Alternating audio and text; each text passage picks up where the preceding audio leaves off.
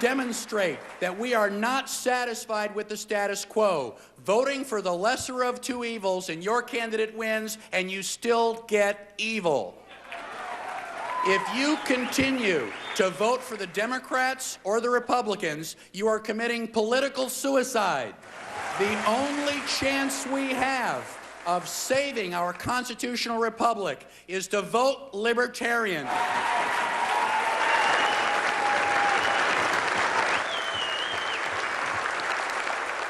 The Libertarian Party is the party of principle. We have candidates in every state, in every county, that are principled, passionate, and articulate. Please vote Libertarian and help us restore a free country. At this point, it is my distinct pleasure to introduce to you your 2004 presidential candidate, Michael Badnarik.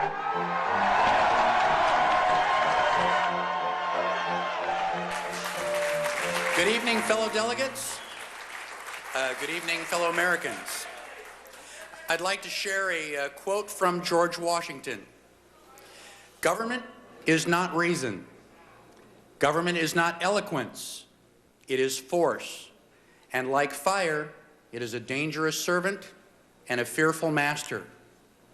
If you live in a log cabin, you require fire for your survival. You use the fire to heat your home and to cook your food.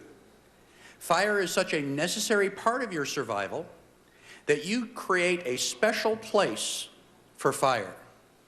It is called a fireplace. Government is necessary for our survival. We need government in order to survive.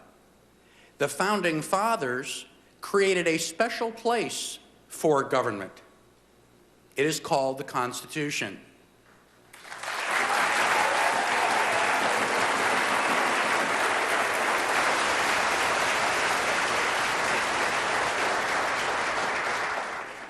Anytime the fire is in the fireplace, it is a good fire.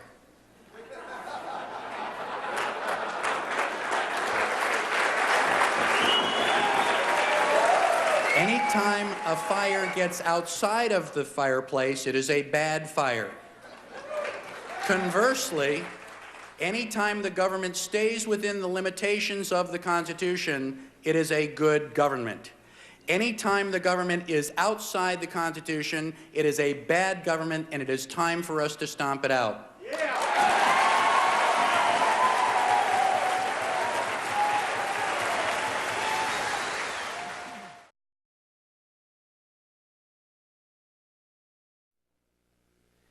The United States is the greatest economic country in the world, not because of government regulation, but in spite of it.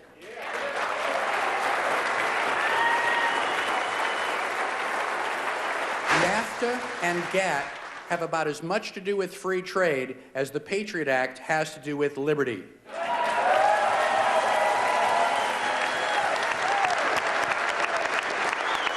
How can we possibly have free trade when Alan Greenspan can jockey the interest rate up and down? If Alan Greenspan sneezes in the morning, the Japanese stock market drops 20 points. We need to get the government out of regulating trade so that American workers can do what they do best, and that is to create wealth.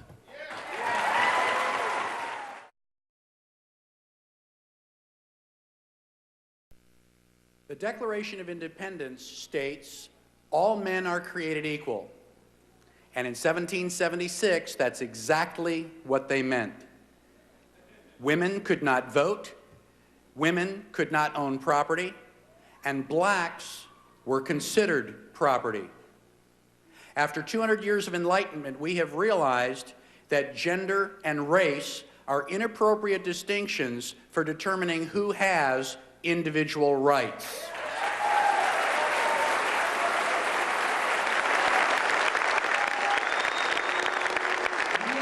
The government gives you permission. They let you know that you have permission by giving you a permit or a license. if you have a marriage license, what do you have permission to do now that you did not have permission to do before? Who gave you that permission? And where did they get the authority to give you that permission in the first place?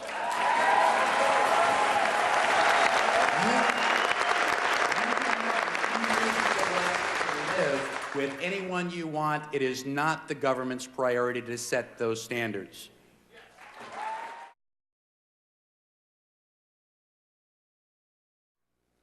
First thing that I would do would be to correct the characterization of our companies in Iraq as private enterprise. When the government selects one specific company to go into that country with carte blanche to do whatever they want, that is a government-controlled monopoly. It would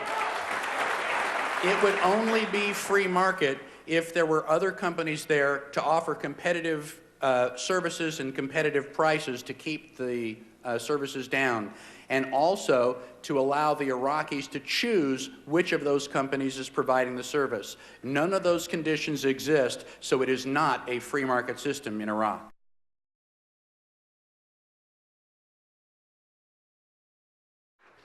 Libertarians are very strong on defense, but we also want the evidence. We need to know exactly who did what and why. Congress has the power to declare war.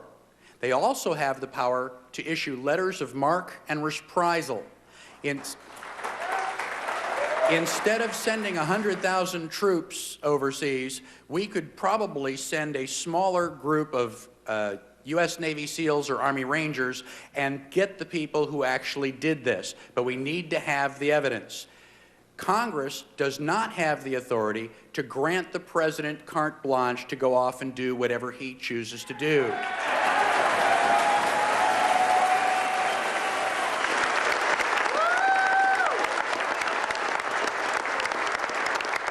I'm a little bit concerned about the fact that Osama bin Laden was originally labeled as the culprit who perpetrated this atrocity.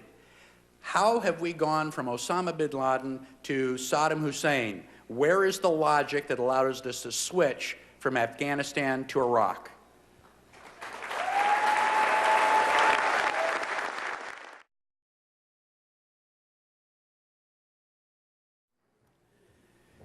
I did not see the halftime show. But I am certain that Janet Jackson's breast is not the most obscene thing that we have seen on television. When we have a Democratic president using the Oval Office on a regular basis for his little tryst, I find that far more offensive. I find it very offensive when the government tells me what I can and cannot watch. I actually find Jerry Springer far more offensive, and so I turn him off.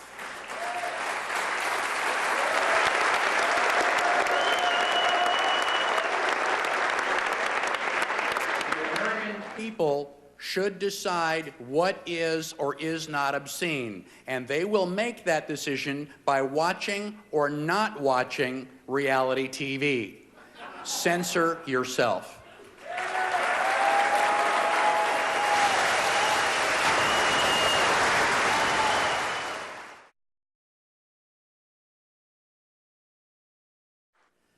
As I have traveled back and forth across the United States campaigning over the last 18 months, one of the things that has been most striking is the number of Democrats and Republicans who are becoming disillusioned with the status quo. City after city, I have non-libertarians coming up to me asking me what they can do to change things. And after I explain the libertarian platform to them, they go, well, of course. That's exactly what we think the United States should be. Out of all the possible voters, the people who are eligible to vote, sadly, only 20 to 25% actually take the time to go to the polls. That leaves 75% of the people who are unwilling to vote for the lesser of two evils. If we can get the libertarian message out there, we can take that 75% and we can make a significant change in government. Help us get that message out to the people.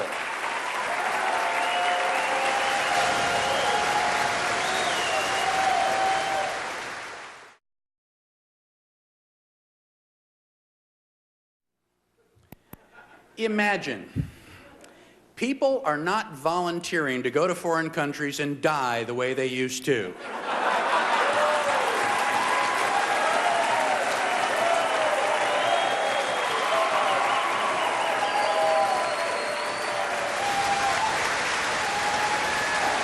Imagine that. In World War II, when Americans truly believed in the issue, young men were lying about their age to get into the military early. Americans rallied behind that war. If you cannot get your citizens to rally behind your war, perhaps, just perhaps, it's an invalid war.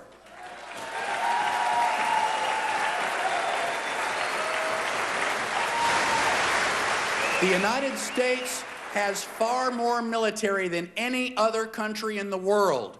We have military in 130 countries around the world.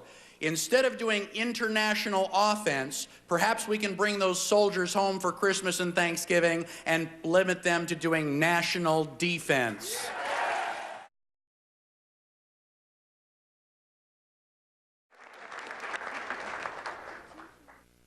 Congress doesn't seem to know anything about the Constitution, which is their job. How much less do they know about medicine?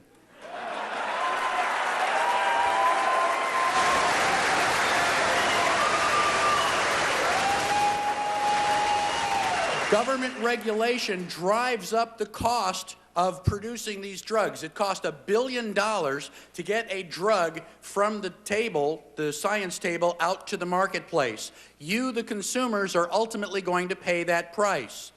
American drug companies sell those drugs to Canada. And when Americans try to purchase those drugs at a cheaper price, the FDA says you're not allowed to do that because those drugs aren't safe. If those drugs aren't safe, why did you sell them to Canada?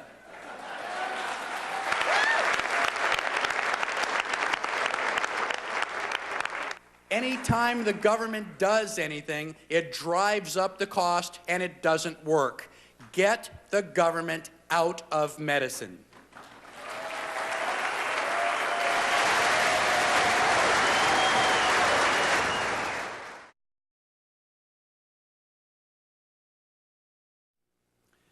First of all, the Founding Fathers loathed a democracy, calling it a tyranny of the majority. The United States is not a democracy. The United States is a constitutional republic based on private property and individual rights.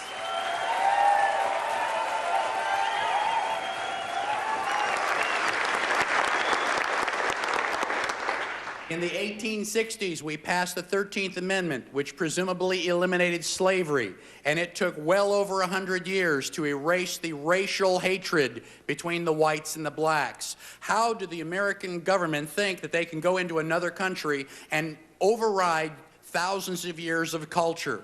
It is not our job to export anything except products and services.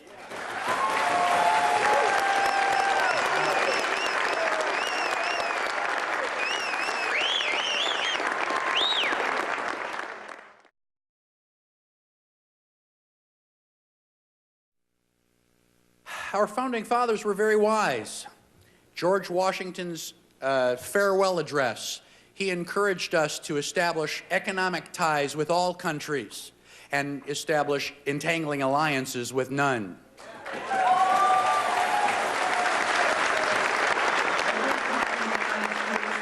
Besides, we establish at least one enemy. If we give money to one government, the people that they are fighting hate us.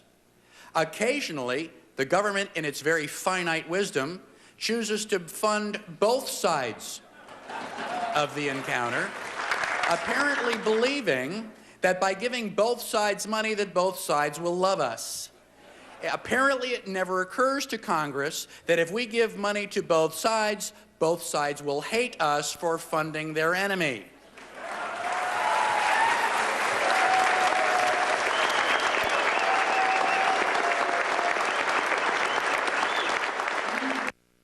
Within the United States are free to do anything they want with their personal funds. But it is immoral to tax Arabs and send that to Israel, or to tax the Jews and to send that to the Arabs. We need to stay out of entangling alliances.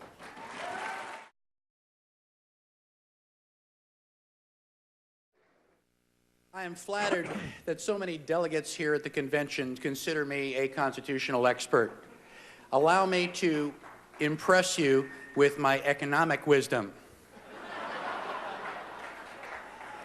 All you need to know about economics is the law of supply and demand. When the supply of something goes down, the price of it will go up. And as the price of gasoline goes up, the consumer at the pump is going to provide the incentive for finding alternative sources. If we continue paying 75 cents a gallon, there's no need for alternative fuel supplies. If we get the government out of regulating medicine, the economy, and everything else, then the free market will find its own course.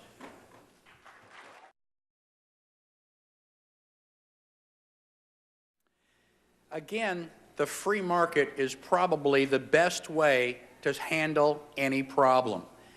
Government has power, and when you allow the government power to influence a situation, there's going to be corruption.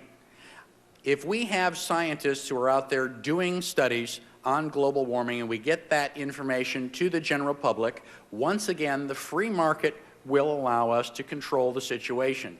Nobody wants to live in a place where the ice caps are melting and, San Francisco is flooding. And I think that if we get that information to the people and offer logical, reasonable alternatives, people will follow their survival and they will do the right thing.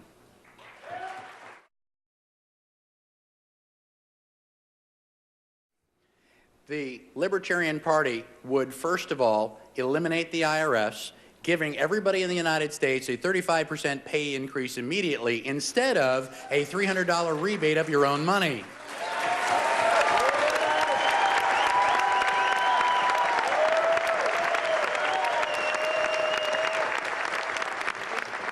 The cost of goods and services, 20% of the cost of goods and services goes to filling out IRS forms. So the cost is going to be dropped by 20%. The economy would skyrocket with everybody having all that loose cash in their pockets. The other thing that we have to do is eliminate the Federal Reserve. In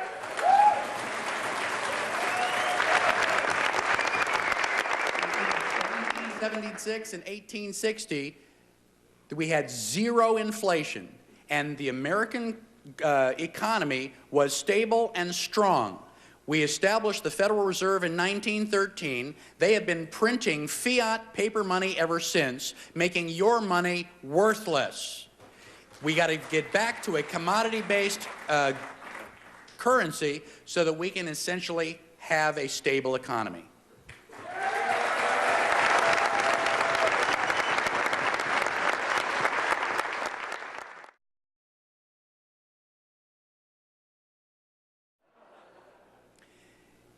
We don't need to be involved in foreign entanglements. We don't have any one particular place that we need to avoid. We need to avoid them all.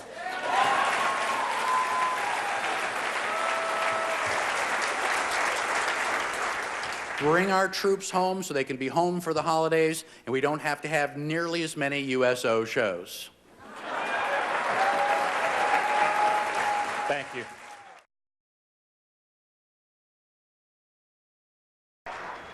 The preamble of the Constitution establishes some of the reasons why that document was drafted. In part, to establish justice, promote domestic tranquility, and provide for the common defense. The Constitution establishes the principles for peace and tranquility. Every time we abide by the Constitution, we get peace and tranquility. Violating the supreme law of the land gets the opposite. It destroys our economy, gets us entangled into foreign wars. It is principles set down for us by our founding fathers. As a libertarian candidate, I frequently face the wasted vote syndrome. People tell me that I'm a good candidate. They believe in what I stand for, but they can't bring themselves to vote for me because they don't want to waste their vote. If you were in prison and you had a 50% chance of lethal injection, a 45% chance of going to the electric chair, and only a 5% chance of escape, are you likely to vote for lethal injection because that is your most likely outcome?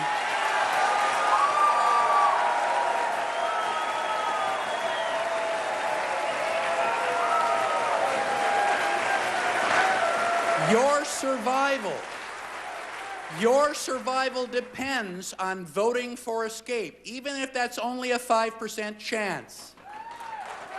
If you continue to vote for the Democrats or the Republicans, you are committing political suicide.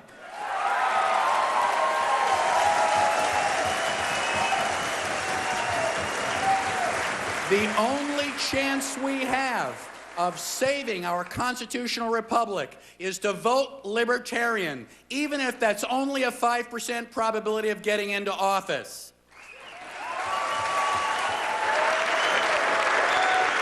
We have to demonstrate that we are not satisfied with the status quo, voting for the lesser of two evils, and your candidate wins, and you still get evil.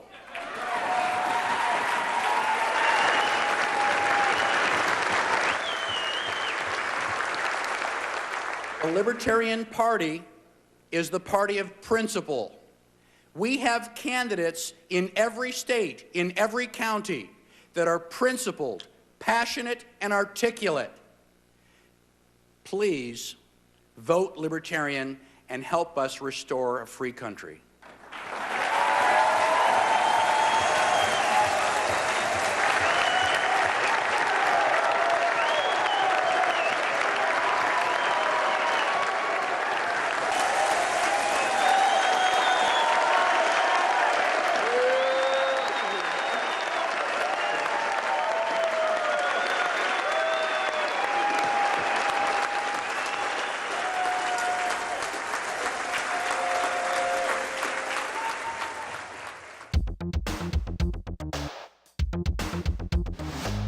The definition of synergy is 2 + 2 = 8.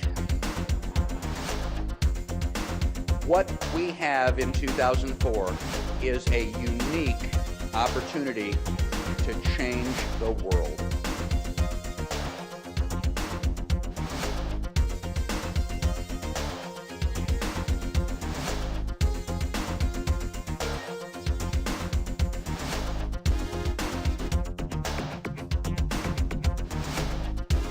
What we have in 2004 is a unique opportunity to change the world.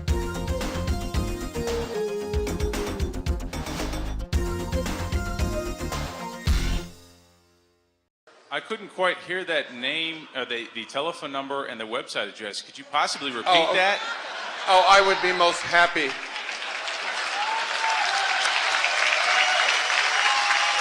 That's www.lp.org